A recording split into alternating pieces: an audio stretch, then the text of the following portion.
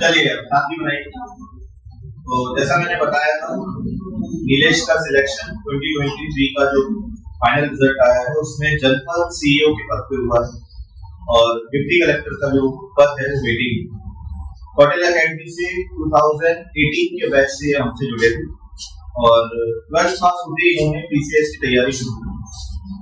यहाँ से आप समझ सकते हो कि पेशेंस लेवल कितना पीसीएस के पद के लिए रखना पड़ता है। तो लाइव एग्जांपल आपके सामने है। बाकी की चर्चा आप इन्हीं से करें, क्योंकि आप इन्हीं का दिन है, इन्हीं को बोलना। चलो, हेलो, आपको आवाज आ रही है? सब कैसे हो? तो सभी आप लोग एस्पिरेंट एक टाइम पर मैं भी यहीं बैठा था। यहाँ से यहाँ का डिस्टेंस वैसे तो कम दिखेगा, यहाँ आने में थोड़ा समय लगेगा। जैसा कि सर ने बताया कि मेरा सिलेक्शन अभी जनपद सीईओ के पद पर हुआ। मैंने डिप्टी कलेक्टर प्रेफरेंस में फर्स्ट बार आता और मेरे दोस्त क्योंकि डीएसपी के कुछ पैरामीटर मैं फुलफिल नहीं करता था, जिसके कारण मैंने उसे फुलफिल नहीं किया था। नहीं मैं डीएसपी उतने नंबर है नहीं। और उसके बाद तीसरे नंबर पे इसको आ था, क्योंकि कई तहसीलदार लोगों ने बताया था कि नहीं वो सही नहीं है, ये सही है, तब मैंने ये वाला था और मेरे को ये सीईओ का पद प्राप्त। जैसे बताया हमने कि मेरी जर्नी है वो 2018 से प्रारंभ हुई है और सबसे पहले क्वालिटी पढ़ाने के लिए आशीष सर ही मुझे देखे थे और हिस्ट्री पढ़ाने एक और सर थे और ज्योग्राफी पढ़ाने वाले थे। आशीष सर को देखकर क्वालिटी में बड़ा इंटरेस्ट आया, इतना इंटरेस्ट आया कि बस क्वालिटी पढ़ते रहे।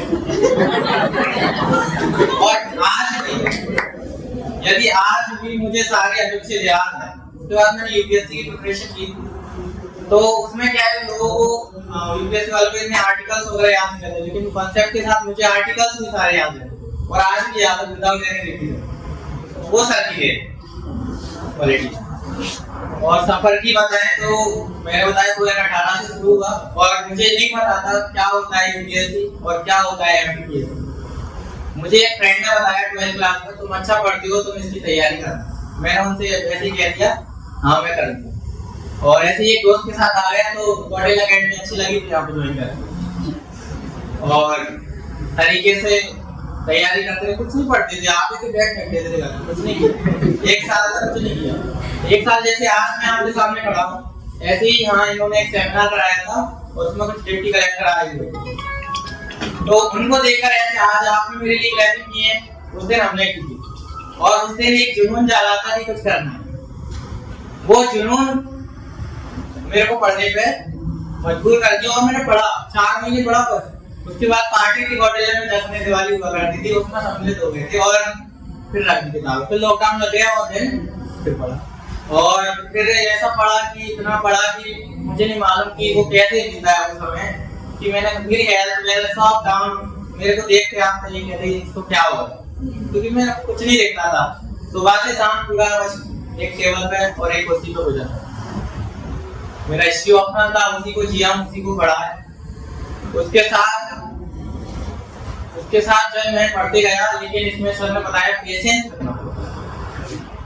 लेकिन पृष्ठभूमि इतनी कमजोर थी, मेरे पिताजी इतने सक्षम नहीं थे, क्योंकि हम 4 भाई बहन थे और चारों ही आज तीनों बहुत अच्छी स्थिति में हैं। लेकिन नहीं, मेरा भाई एमबीबीएस है और मजदूर वर्ग से आना और इस स्थिति में पहुंचना बहुत बड़ी बात होती है हम लोगों के लिए।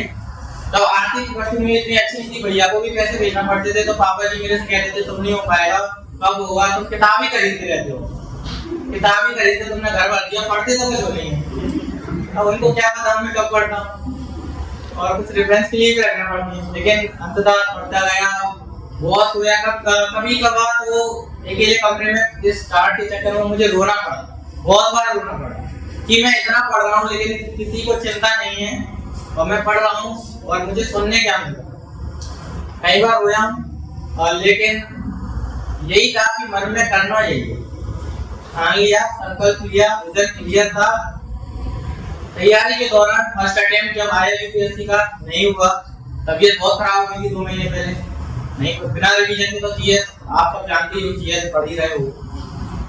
उसके बाद मैंने जब एमपीपीएससी का फर्स्ट अटेम्प्ट आया था और उसको दिया मैंने नो डाउट मेरा पहला ही अटेम्प्ट में प्रीलिम्स हो गया और तभी मैंने एमपी पढ़ी, उसके पहले मैं एमपी का एम नहीं जानता था और मैंने कौटिल्य की टेस्ट दी। ये बात सच है कि यहाँ पर सबसे शानदार अगर टेस्ट सीरीज है तो क्यों ये अदर कोचिंग वाले कुछ भी क्वेश्चन रख देते, एग्जाम ओरिएंटेड अगर कोई टेस्ट सीरीज है तो कौटिल्य। इस बात को तो मैं सब लोगों को हाईली बोलता भी हूँ कि यहाँ से करें अभी भी, क्योंकि वो इंदौर से आती है और उनको अच्छा टेस्ट का अनुभव है, अच्छा बना। दूसरा मैंने टेस्ट दिया प्री का, मेंस का दिया, लेकिन मेरा मेंस क्लियर नहीं हुआ और इतना अच्छा गया था कि अब लगा कि हो जाएगा, जब नहीं हुआ तो लगा जिंदगी में सब कुछ खत्म। और जिंदगी में एक ऐसा क्राइसिस उस समय मेरे साथ हो रहा था पर्सनल लाइफ का जो मैं बता नहीं सकता कि उस टाइम असिस्टेंट प्रोफेसर का एग्जाम था, मैं 1 महीने भी पढ़ता तो हो जाता, कुछ ही अंकों से रहा था, मुझे कॉन्फिडेंस था हिस्ट्री में तो बहुत ज्यादा, लेकिन वो भी नहीं हुआ। तो ऐसा लगा कि जिंदगी में सब कुछ खत्म हो, अब कुछ नहीं बचा। घर वालों से डांट पड़ रही है, लेकिन हाँ उसी के साथ मेरा जेआरएफ क्लियर हो गया था, एमए की लास्ट में जेआरएफ क्लियर हो गया, लेकिन उसमें पता पड़ा पैसे मिलते हैं और अच्छी खासे मिलते हैं, लेकिन पता चला कि उसके लिए एडमिशन लेना पड़ता है। अब इतना भी नहीं पता था, ऐसे ही देने ना मैंने कभी सिलेबस देखा जेआरएफ का, नेट जेआरएफ बस देने चला गया। अब जेआरएफ हो गया, अब पता पड़ा घर वाले प्रेशराइज कर रहे हैं तो चलो एडमिशन ले लेते हैं, उसके बाद फिर सर्विस तैयारी करेंगे। उसी दौरान पापा जी एक दिन बोल रहे थे कि आपका कुछ हो जाता नाम वगैरह गांव में अगर इंटरव्यू निकल जाता तो मैं कि आपने तो मुझे पढ़ने नहीं दिया, मेरे अंदर क्षमता थी और मैं आज भी मानता हूँ। लेकिन उसी के कुछ टाइम बाद पीएससी का थोड़ा डिले चलता है, उसी के कुछ टाइम बाद मेरा रिजल्ट आया मेंस का और मैं मेंस अपीयर कर चुका हूँ और मेंस अपीयर किया, मैंने बताया तो पापा जी बहुत खुश हुए। अब इंटरव्यू था और मेरे मेंस में जो चूंकि नंबर कितने हैं 687, अभी आगे निकालने में मैं आपको बताऊंगा, मुझे नहीं मालूम मेरे मेंस में नंबर कितने हैं, लेकिन इंटरव्यू अच्छे से दिया। और मैंने सोचा यदि मैं कोई कमी करूंगा तो अपनी लाइफ के साथ धोखा दूंगा, मैं सीधा ही पहुंचा। सर ने भी बोला आप जाओ, मैं चला गया। वहां पे एक एटमॉस्फेयर मिला मुझे, वहां मैं रहा, एक अलग ही वाइब्रेशन था और मैंने एक उसी के साथ असिस्टेंट प्रोफेसर का भी नोटिफिकेशन आ गया था साथ में, उसको भी पढ़ रहा था। और फिर जैसे 1 महीना बचता, पहले असिस्टेंट प्रोफेसर को दिया मैंने, बहुत तरीके से मैं उसके लिए मात्र 1.5 से 2 महीने पढ़ा, उसमें मेरे इतने अच्छे नंबर हैं कि इंटरव्यू में मुझे 20 नंबर भी मिलेंगे तो मेरा सिलेक्शन। अब इधर मेरा जब आया 1 महीना बचा था इंटरव्यू का, 1 महीने मैंने न्यूज़पेपर, करंट अफेयर सब कुछ इतना शानदार कर लिया था और मैं मॉक देने गया, पहला मॉक तो ठीक रहा, दूसरे पे बोल दिया तुम्हारा कुछ नहीं होगा, मेरा कुछ नहीं होगा, मैं उस कोचिंग में दोबारा गया ही नहीं, ठीक कौन सा तरीका है कुछ नहीं होगा, मुझे मालूम है होगा। अब जरूरी थोड़ी ना आप सब गया था तो नहीं आपको सब कुछ आता है, तो ठीक है नहीं हुआ तो उस कोचिंग में कभी नहीं गया, मतलब मॉक देने के लिए। फिर मैं और कोचिंग में गया तो उन्होंने बोल दिया आप तो अधिकारी, नॉलेज आपको शानदार है, ये कुछ अलग मिला है। और फिर मैं अब मेरा दृष्टि पे था, दृष्टि अपने आप में जानी मानी इंस्टीट्यूट है, मैंने कहा यहाँ से पता करेंगे कुछ, और वहां गए तो डर तो लग ही रहा था।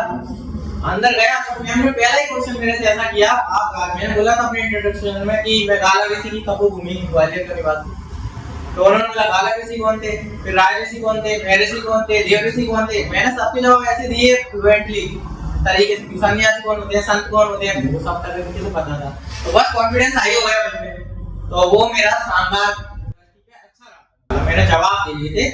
वो बात है कॉन्फिडेंस में एक बार गलती चला गया, वो बात में आता है कि मैं एक गलत हूं, तो बॉस से डाटा वाटा सब कुछ अच्छा दिया था मैंने, तो फिर कॉन्फिडेंस और आगे चला गया। फिर मैं एक आकार में चला गया तो फिर पता चला वो कुछ भी पूछ रहे हैं और मैं उसको जवाब भी दे रहा हूं, तो वो काटने लगे, वो बता रहा हूँ कि, और फिर मैंने लास्ट में पूछा सर मैंने सही तो बताया था, हाँ तुमने सही आंसर दिया था, तो तुम थोड़ा वो उस तरीके से बता नहीं पा रहे थे, आंसर वही था, वो उनका तरीका होता है। तो इंटरव्यू में ज्यादा डिमोरलाइज होना है और कॉन्फिडेंस अच्छा था मेरे पर आकार में। लास्ट टाइम पे किसी ने मेरे से ये कहा था, अभी लास्ट टाइम तक मुझे ये नहीं मिला था सुनने कि आई कांटेक्ट अच्छा है आपका, लास्ट में मेरे को सुनने मिल गया आपका सब आई कांटेक्ट कर रहा सब बढ़िया, तो वो आपने भी सुकून मिल गया है।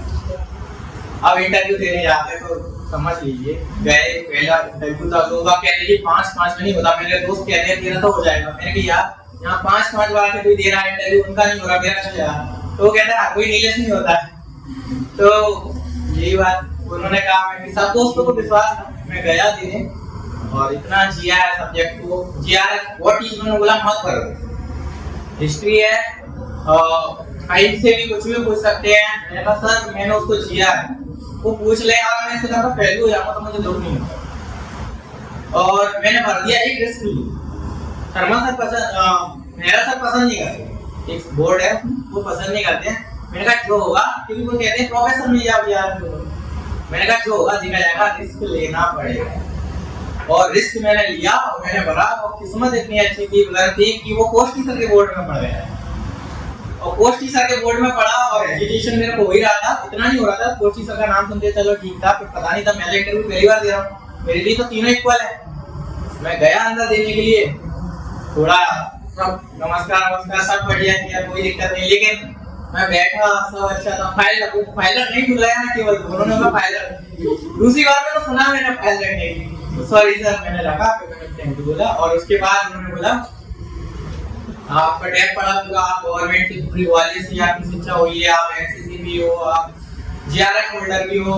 मैंने बोला जी सर बोलना गया तो उन्होंने बोला आप इतिहास से कैसे हो। तो उनका पहला क्वेश्चन मेरे से यही था, शुरुआत किया जाए, और उन्होंने बोला चलो ये बताइए कि महाराणा प्रताप और अकबर में से कौन महान था।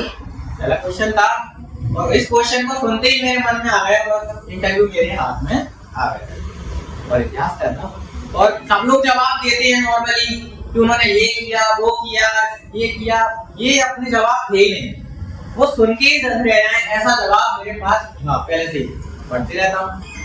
और नॉर्मली ये क्वेश्चन का जवाब मैं देख ही जाता हूँ यहाँ नॉर्मली, कोई मेरे साथ मुझे लगता है निर्णायक भूमिका अदा किया। जब उन्होंने मेरे से पूछा कि अकबर और महाराणा प्रताप में कौन मानते, तो मैंने बोला जी सर मेरे दृष्टिकोण में महाराणा प्रताप जी मानते। तो वो बोलते हैं कैसे, तो मैंने बोला जी सर उन्होंने अधीनता का विकल्प नहीं चुना, अधीनता के तहत शांति का विकल्प नहीं चुना और शांति के तहत विलासिता का विकल्प नहीं चुना, अपितु स्वतंत्रता का विकल्प चुना और स्वतंत्रता के तहत त्याग और बलिदान का विकल्प चुना। मुझे नहीं मालूम था उनके मन और मस्तिष्क में उस समय अखिल भारतीय दृष्टिकोण का कोई विचार था कि नहीं था, लेकिन अखिल भारतीय दृष्टिकोण के विचार को विकसित करने की जब बात आएगी और हमें नायकों का चुनाव करना होगा तो हमें देखना होगा किसने स्वतंत्रता के लिए अपना सर्वस्व बलिदान कर दिया। तो मेरे दृष्टिकोण में तो महाराणा प्रताप जी मानते। और मैंने कहा कि सर हमने अकबर की बात की है, बोर्ड की माइंड टेंडेंसी कैसे मैं सब जानता हूँ, मैं क्या हूँ, मैं क्या बन के गया, बदल के गया खुद को, विचारों को उनके अकॉर्डिंग। अब शिवाजी का रूप तो अपनाना पड़ेगा ना, कूटनीति तो करना पड़ेगी, इस युग में जीना है तो कूटनीति तो करना पड़ेगी। बदल के गया था और ऐसा नहीं है मेरे विचार नेगेटिव में माना तो हमारे लिए मानी है, लेकिन अकबर के लिए मेरा ऐसा विचार नहीं था कि कोई इतना निष्पक्ष है, लेकिन हो गया उस टाइम हो गया। तो मैंने बोला जी सर यहाँ तक अकबर की बात की जाए तो सर इस बात को दरकिनार नहीं किया जा सकता कि इतिहास लिखने में पक्षपात हुआ है। सर व्यक्ति विशेष का महिमा वर्णन किया गया है, ऐसे कई तथ्य हैं जिनको आज सरकार के द्वारा यथोचित स्थान दिया जा रहा है। वर्तमान एनसीईआरटी में चैप्टर जोड़ा गया है अकबर को लेकर सहिष्णुता और क्रूरता का मिश्रण, जैसे अकबर के द्वारा 30,000 राजपूतों के सिरों की मीनारें बनवाना, हरम में महिला का शोषण करना, ऐसे कई तथ्य हैं जिनको वर्तमान में यथोचित स्थान दिया जा रहा है। सर मेरे दृष्टिकोण में सरकार के द्वारा लिया गया यह कदम अत्यंत ही सराहनीय और स्वागत योग्य है। मैंने ऐसे खत्म किया है सेंसर को। एक वो सुनते रह गए, उन्होंने मेरे से एक क्वेश्चन नहीं किया। ये क्वेश्चन मेरे दोस्त से भी किया गया था, उससे क्वेश्चन पे क्वेश्चन किए गए थे, जवाब कुछ अलग ही गए। तो ये पहला जवाब था, इसको सुन के उसके बाद तो और भी शानदार जवाब थे, मैं कुछ बताना नहीं चाहता, इसी भाषा में जवाब थे सारे। और था मेरा अभी मेरा असिस्टेंट प्रोफेसर का भी इंटरव्यू बंद हुआ है और जीआरएफ में लेक्चरर नॉर्मल हुई हूँ, पीएचडी भी कर रहा हूँ वहाँ से, तो गाइड के अंदर थोड़ा काम करना पड़ता है। तो आपसे यही कहूँगा कि संघर्ष करना, आप यहाँ से यहाँ तक आगे तो थोड़ा संघर्ष करना पड़ेगा जिंदगी में और पेशेंस रखना पड़ेगा। आप जानते हो इतिहास की बात की जाए तो महावीर स्वामी गौतम बुद्ध ने भी संघर्ष किया, श्री राम ने भी संघर्ष किया, श्री कृष्ण ने भी संघर्ष किया, महात्मा गांधी ने संघर्ष किया, सुभाष चंद्र बोस ने संघर्ष किया, भगत सिंह ने संघर्ष किया, खुदीराम बोस ने संघर्ष किया, अशफाकुल्लाह खान ने संघर्ष किया, बिना संघर्ष के रानी लक्ष्मीबाई ने संघर्ष किया। आपको इतिहास में यदि अपना नाम दर्ज कराना है तो संघर्ष करना पड़ेगा। अगर आप कुछ अच्छा संघर्ष करोगे तो ही आपको कुछ अच्छा परिणाम मिलेगा। जैसा कि स्वामी विवेकानंद जी कहते हैं कि युवा वही है जिसके हाथों में शक्ति, पैरों में गति, हृदय में ऊर्जा और आंखों में सपने हैं। और आप युवा हो, यदि आपके आंखों में सपने नहीं हो तो आप युवा नहीं हो। अपने पालो और उसके लिए इतना दृढ़ संकल्पित रहो कि बस यही चाहिए। जब मेरे से बोला गया आप अच्छी यूनिवर्सिटी से पीएचडी कर सकते हो तो मैंने उनसे बोला मेरा प्राथमिकता यही है, मुझे सिविल सर्विस करना है, इसलिए मैंने जीवाजी ली है जिससे मैं अपनी सिविल सर्विस की प्रिपरेशन के लिए समय निकाल सकूं, क्योंकि मेरा उस टाइम सिलेक्शन नहीं हुआ था। और मैंने कहा मुझे यही बनना है, नहीं होगा तो मैं आगे प्रयत्न करूंगा, करते रहूंगा। मेरा इतना विजन क्लियर था और भगवान ने चाहा मेरे पूरे परिवार में, मेरे पूरे खानदान में बोलूंगा, आज तक सरकारी सिविल सर्वेंट तो बड़ी बात है, सरकारी नौकरी नहीं है देखने के लिए। हम 2 भाई हैं जो पहली बार यहाँ तक पहुंचे हैं और यही है कि आप लोग भी संघर्ष करें, आप भी यही कर सकते हैं।